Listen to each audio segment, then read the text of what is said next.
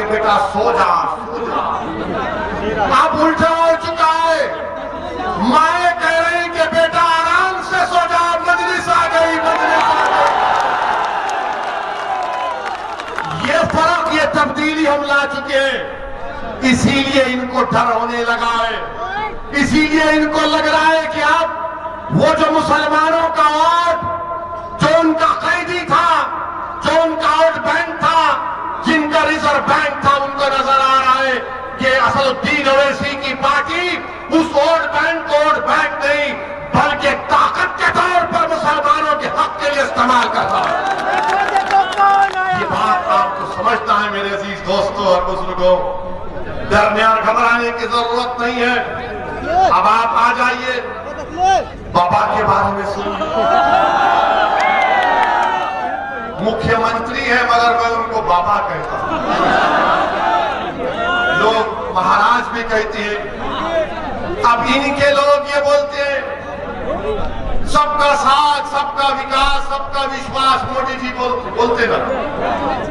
अच्छा, आप मेरे को बताइए कि भारत सरकार ने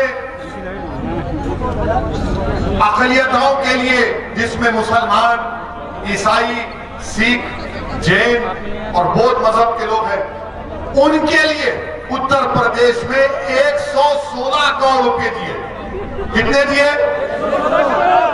बाबा की हुकूमत ने कितना खर्चा किया अक़लियतों पर मालूम आपको? सिर्फ 10 करोड़ रुपए, सिर्फ 10 करोड़ रुपए। अच्छा, आप सुनेंगे इनके एक मंत्री है, बार बार बोलते कि क्या बोलते हैं इनके मंत्री के हमने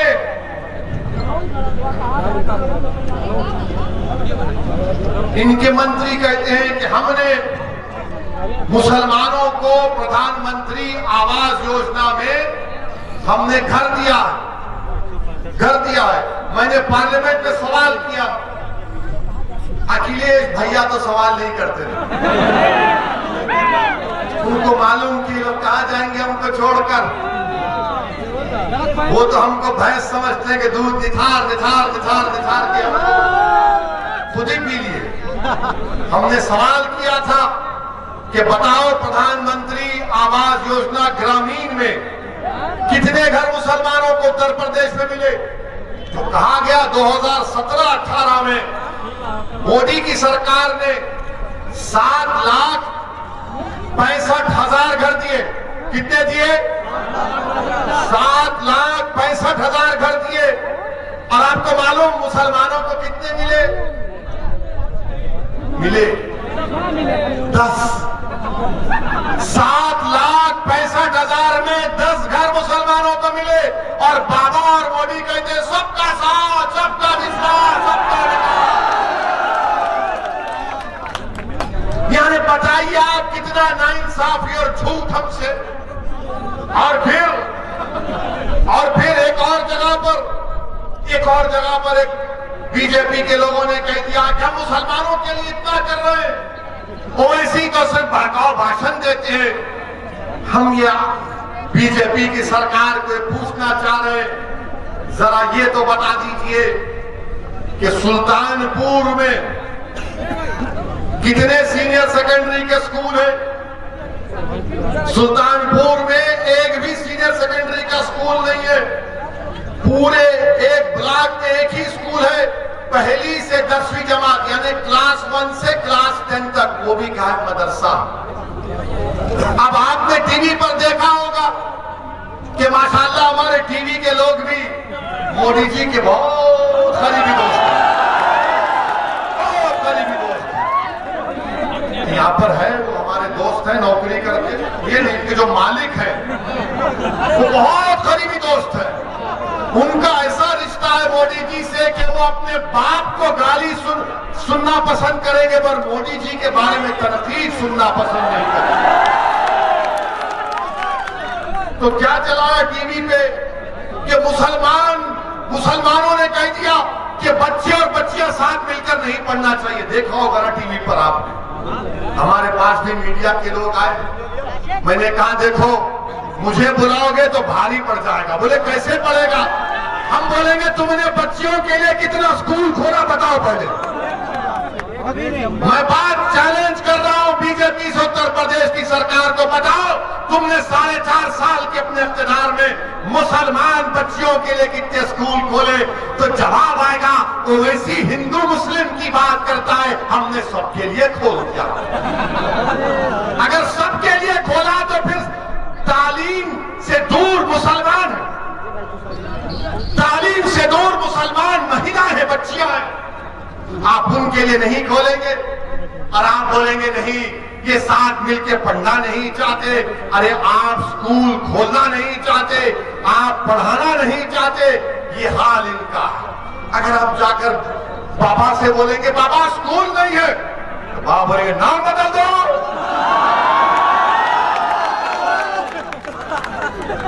बाबा से बोलेंगे स्कूल नहीं है, मुसलमान बच्चों के नाम बदल दे। आप बोलेंगे अरे नहीं स्कूल नहीं है, तो बोलेगा ठोक दूंगा। आप बताइए एक मुख्यमंत्री इस तरह की जबान इस्तेमाल करता है क्या? अच्छा आप देखिए आपके सुल्तानपुर में अस्पताल कितने हैं? सुल्तानपुर में 2 डिस्ट्रिक्ट हॉस्पिटल हैं और वाराणसी के 4 हैं। ये क्यों ना इंसाफी है सुल्तानपुर की जनता से? और फिर कानपुर नगर में 19 पब्लिक हेल्थ सेंटर है, सुल्तानपुर में खाली 40 है। बाबा क्या करेंगे आप? तो बोलेंगे ओवैसी ठोक दूंगा। हम अपना हक पूछ रहे हैं, बताइए आप ये क्या हो रहा है?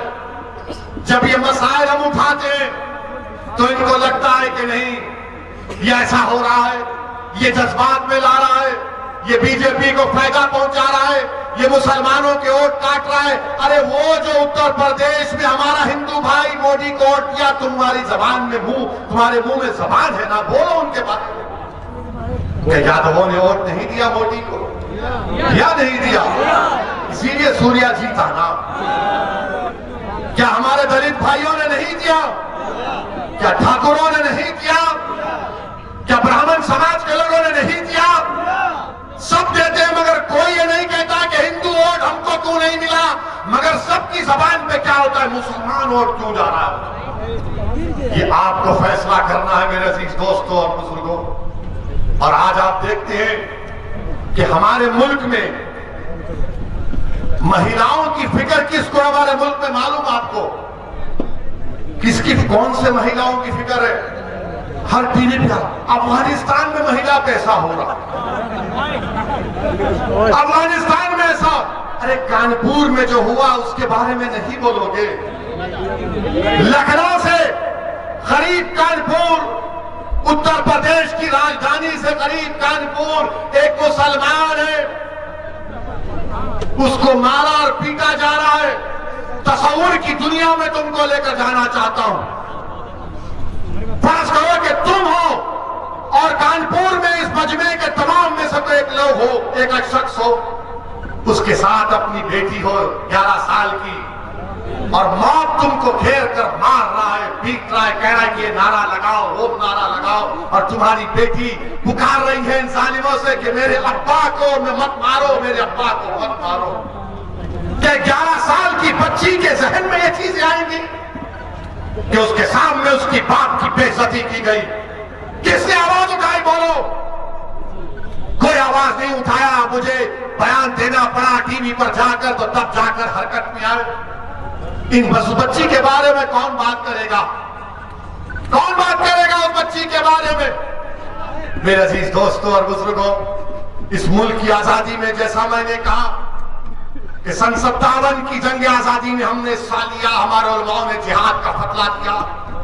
अल्लामा फजल कैनाबादी की कुर्बानी को कोई सुबह क़यामत तक नहीं बुला पाएगा इंशाअल्लाह। वहीं पर चौरी चौरा का वाकया हुआ था, एक पुलिस स्टेशन पर हमला हुआ। आपको मालूम वो चौरी चौरा जिसका वाकया हुआ, जिसको हमारे मुल्क के प्रधानमंत्री ने कहा था कि इसको बच्चों को पढ़ाना चाहिए, मगर प्रधानमंत्री ये बोलना भूल गए कि चौरी चौरा का वाकया अगर किसी ने शुरू किया तो उसका नाम अब्दुल्ला चुड़ीहार था। उसका नाम अब्दुल्ला चुड़ीहार था, वो मनिहार बरादरी का था और वही लोगों ने उनको सजा हुई थी, जिंदगी बर्बाद हो गई मगर मुल्क के लिए कुर्बान किया। और वही मनिहार बरादरी का तस्लीम नामी शख्स मध्य प्रदेश इंदौर में चूड़ियां बेचने जाता है तो उससे कहा जाता है तेरा आधार कार्ड क्या है, तेरा नाम क्या है। उसके चूड़ियों को लूट लिया जाता, उसके पैसों को छीन लिया जाता। बताओ मोदी जी, क्या यही चौरी चौरा के मुजाहिदीन को खराज अकीदत आप पेश कर रहे हैं कि अब्दुल्ला चूड़ीहार का जानशीन उसकी नस्ल का तस्लीम पर मारा गया उसको? बताइए आप मेरे अजीज दोस्तों और बुजुर्गों, मेरे अजीज दोस्तों और बुजुर्गों, बड़े बड़े जुल्म के वाकयात हमारे मुल्क में हो रहे हैं जिसको देख कर अगर आंख में आंसू नहीं आएंगे तो याद रखो तुम इंसान कहलाने के लायक नहीं हो। कभी एक फकीर है तो उसको मारा जाता है कि तूने क्यों भीख मांगी। खुर्शीद का वाकया यहां पर हुआ नहीं हुआ,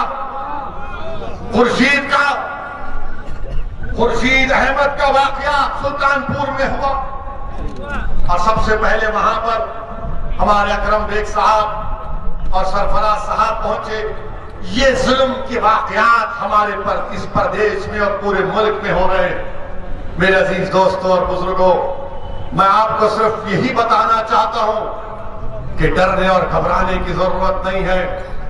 याद रखो, भारत का संविधान आपको इस बात की इजाजत देता है कि आप अपने मजहब पर चलें, आपको मजहबी आजादी दे दी गई है, आप अपने मस्जिदों को आबाद रखें। भारत के संविधान में आपकी जिंदगी, हर भारत के शहरी की जिंदगी एक बुनियादी हक है, फंडामेंटल राइट है। डरने और घबराने की जरूरत नहीं है। और एक बात मेरी याद रखो कि जो जुल्म करता है ना वो जालिम खत्म हो जाता है। फिरौन था ना,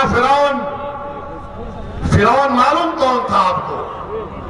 फिरौन एक बादशाह था, जुल्म करता था और अपने आप को खुदा कहता था।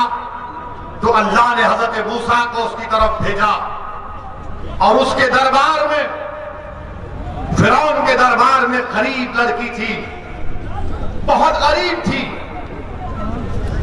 झोपड़ी में रहती थी। उसका काम यह था कि फिरौन के बेटी के बालों को कंघी किया जाए। और एक दिन जब वो फिरौन के महल में बादशाह की बेटी के बालों में कंघी कर रही थी तो कंघी नीचे गिर गई।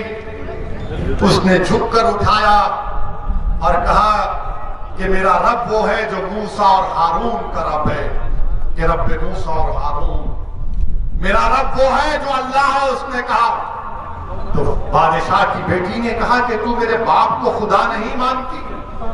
तो उसने कहा नहीं, मैं उसको खुदा मानती हूं जो तेरे बाप का और तेरा और मेरा वो अल्लाह है, मैं उसको अपना रब मानती हूं। उसने जाकर अपने बाप से कहा कि एक कनीज है काम करने वाली जो मेरे बालों में कंघा करती, वो तुझको खुदा नहीं मानती। फिरौन ने उसको अपने दरबार में बुलाया। उसके दो बच्चे थे, एक शीरखार बच्चा था और एक 10-11 साल का बच्चा था। दो रिवायतें हैं। एक रिवायत में आया कि फिरौन ने कहा कि क्या तू मुझे खुदा नहीं मानती? तो उसने कहा नहीं, मैं उसको मानती हूं जो तेरा भी रब है और मेरा भी रब है, वो अल्लाह है। उसने कहा देख, मैं एक बड़ा तांबे का बर्तन लाया, उसमें तेल डाला, उसको खूब जलाया और कहा कि अगर नहीं मानेगी मुझे खुदा तो तेरे बेटे को उसमें डाल दूंगा, तेरे 10 साल के बेटे को। उसने कहा कि मैं तब भी तुझे अपना रब नहीं मानूंगी, मेरा रब वो है जो तुझे और मुझे और सारी कायनात को बनाया अल्लाह। उस जालिम फिरौन ने उस बच्चे को उसकी मां के हाथ से छीनकर तेल में डाल दिया। वो बच्चा फौत हो गया। फिर पूछा बोल अब क्या बोलेगी? तो उसने जब देखा कि बच्चे की हड्डियां सामने आ गई, उसकी आंख से आंसू निकलना शुरू हो गए, तो बादशाह फिरौन ने कहा अब तू डर गई, अब मान ले मुझे खुदा, तेरी आंख में आंसू आ गए। तो उस लड़की ने कहा कि मेरे आंख में आंसू मेरे बच्चे की मौत की वजह से नहीं या तेरी खौफ की वजह से नहीं, मेरे आंख में आंसू सिर्फ इसलिए आए कि अल्लाह मुझे एक ही जान दिया अपने दीन पर कुर्बान करने के लिए। फिरौन ताज्जुब किया और फिर कहा कि तेरे शीर खार बच्चे को ले लूंगा। उसके सीने से छीन लिया गया। तो जब बच्चे को, जो 6-7 महीने का बच्चा था, जब उसको तेल में डाला जा रहा था तो अल्लाह ने उस बच्चे को ताकत दी बोलने की। उसने कहा मां तू कह दे कि तेरा मेरा सबका रब अल्लाह है, तू इस तेल की तरफ मत देख, कह दे कि मेरा रब अल्लाह है। उस बच्चे को डाल दिया गया। तो याद रखो अल्लाह रब्बुल कायनात है, अल्लाह रज़्ज़ाक़ है, अल्लाह गफ्फार है, अल्लाह रहमान है, अल्लाह रहीम है, अल्लाह करीम है। और अल्लाह के दरबार में कभी भी जालिमों से अल्लाह इंसाफ करता है और जुल्म का खात्मा होगा इंशाअल्लाह होगा। और याद रखो वो सहाबी रसूल का वाक़या याद आ रहा है, जब रोमियों से जंग हुई, हजरत अब्दुल्लाह हुदैफा शामी थे जिनको रोम के बादशाह ने गिरफ्तार कर लिया और उनसे कहा कि तुम इस्लाम को छोड़ दो। उन्होंने कहा नहीं छोड़ूंगा। उसने कहा मेरी बेटी से शादी कर ले। उन्होंने कहा मेरा शादी करने का इरादा नहीं है। उसने जेल में डाल दिया। एक बदकिरदार किस्म की एक महिला को उसके पीछे लगा दिया। वो जेल में भागते थे, उससे कहते थे कि मुझे हाथ मत लगा, तू गैर महरम है। फिर बादशाह ने बुलाया उनको और कहा कि चलो मैं तुमको एक और ऑफर देता हूं, तुम मेरी अंगूठी को चूम लो। उस अंगूठी पर कुछ और निशान था। उन्होंने कहा यह भी नहीं कर सकता। ये होठ जो अशहदु अल्ला इलाहा इल्लल्लाह व अशहदु अन्ना मुहम्मद रसूलुल्लाह कहते हैं, जो मोहम्मद मुस्तफा सल्लल्लाहु अलैहि वसल्लम की गुलामी में सलातो सलाम पढ़ते हैं, इन होठों को मैं वहां नहीं चूम सकता। बादशाह ने कहा मेरे माथे को चूम ले, मैं 100 सहाबियों को आजाद कर दूंगा। उन्होंने कहा नहीं करूंगा। फिर कहा कि 300 रिहा करूंगा। तो उन्होंने कहा तुम पूरों को रिहा करो, तेरे माथे को चूमूंगा। उन्होंने माथे को चूमा और जब वापस गए तो खलीफा हजरत उमर थे। हजरत उमर थे। हजरत उमर ने आगे बढ़कर हजरत अब्दुल्लाह हुदैफा की पेशानी को छूआ। और वो जो फिरौन के दरबार का वाकया है, जब शबे मिराज में अल्लाह के रसूल सल्लल्लाहु अलैहि वसल्लम सफरे मिराज पर जा रहे थे तो एक पहाड़ी में आका दो आलम सल्लल्लाहु अलैहि वसल्लम को अच्छी खुशबू आई। तो जिब्राइल से पूछा ये कौन है? तो कहा ये वो लड़की है जिसने फिरौन के दरबार में अपनी औलाद को कुर्बान कर दिया और कहा कि तू मेरा खुदा नहीं है, अल्लाह मेरा रब। मेरे अजीज दोस्तों और बुजुर्गों, हिम्मत और हौसले को बरकरार रखो। इन जलसों को मुनक्कद करने का या आपके दरमियान में आने का अहम पैगाम यह है कि डरने और घबराने की जरूरत नहीं है। अल्लाह हमारे लिए काफी है। हस्बुनल्लाहु निअमल वकील, हस्बुनल्लाहु निअमल वकील व निअमल मौला व निअमल नसीर। मेरे अजीज दोस्तों, डरने की जरूरत नहीं है। ये बीजेपी आरएसएस है, ये बेचारे हिस्ट्री नहीं मालूम इनको हिस्ट्री नहीं आती। अभी कल आरएसएस के मोहन ने कहा कि इस्लाम भारत में इन्वेडर से आया। हमको कल मीडिया वाले लखनऊ में पूछे, हमने यही कहा कि मोहन भागवत जो है हिस्ट्री को नहीं जानते। मोहन भागवत जो है हिस्ट्री को नहीं जानते। हमने उनसे कहा कि इस्लाम इस मुल्क में बादशाहों की वजह से नहीं आया। इस्लाम इस मुल्क में आया तो सूफियों की और तिजारत करने वालों की वजह से आया। और हमने उनको मोहन भागवत से हमने पूछा कि इस्लाम अगर आया तो वेस्ट कोस्ट में आया। और किसने कहा मालूम आपको? इस्लाम बादशाहों से इस्लाम भारत में नहीं आया। किसने कहा मालूम आपको? मालूम? मोदी जी ने कहा। हाँ, अब आप जाकर देखिए, मोदी जी ने अप्रैल 3, 2016 को 7:13 को एक ट्वीट किया और कहा कि केरल के त्रिशूर डिस्ट्रिक्ट में चेरावन जुम्मा मस्जिद को अरब के तिजारत करने वालों ने, बादशाहों ने नहीं, तिजारत करने वालों ने 629 ईस्वी में मस्जिद को बनाया और कहा कि भारत की पहली मस्जिद। मोदी जी, आप झूठ बोल रहे हैं या मोहन भगवत झूठ बोल रहे हैं? आप दोनों बैठकर तस्वीर कर लो। हमारा मानना ही है कि इस्लाम भारत में तलवार के जोर पर नहीं आया, मोहब्बत की बुनियाद बनकर आया। जो बादशाह है वो जुल्म किए, मगर वो इस्लाम से उनका क्या रिश्ता बादशाह थे। ख्वाजा गरीब नवाज आए, दीन लाए, दावत दी, मगर इन लोगों को मुसलमान देखते कि नहीं तुम भारत के नहीं हो। अब इनका जवाब और एक हमारे पास है। मैंने उलेमाओं के पैरों के पास बैठकर सुना कि सारे कायनात के अब्बा कौन है? हजरत आदम अलैहिस्सलाम है, हमारे सबके डैडी हैं, पिताजी हैं। वो जब जन्नत से निकले तो किस मुल्क पे कदम रखा उन्होंने? किस मुल्क पे रखा? भारत में रखा। तो ये बाप की सरजमीन हुई नहीं हुई? हुई ना। तो डरना किस बात का प्यारे? डरने और घबराने की जरूरत नहीं है। हिम्मत से काम करिए। और अल्हम्दुलिल्लाह हमारे भाई अतीक जेल में है, मगर अपना खत पर पैगाम भिजाया, अपनी मोहब्बत और वाबस्तगी, और आप लोगों को ये पैगाम भी दिया कि हमको और आपको मिलकर इंशाअल्लाह ताला आने वाले विधानसभा में मजलिस इत्तेहादुल मुस्लिमीन को कामयाब और कामरान करना है। मैं सुल्तानपुर आया हूं और इंशाअल्लाह अल्लाह ने चाहा तो बार बार आता रहूंगा, बार बार आता रहूंगा। आपका सुल्तानपुर का हर घर मेरा घर, सुल्तानपुर का हर बुजुर्ग मेरे बुजुर्ग है, सुल्तानपुर की मेरी माँ और बहनें, मैं आपका बेटा हूँ। आप मेरे लिए दुआ करिए, हमारी सरपरस्ती करिए। हम गलती करते हैं तो हमारा उंगली पकड़कर सीधा रास्ता दिखाइए, मगर हमारा हाथ मत छोड़िए। ये आपकी लड़ाई हम लड़ रहे हैं, मजलिस को कामयाब करिए। आप तमाम का शुक्रिया। अस्सलाम वालेकुम व रहमतुल्लाहि व बरकातहू।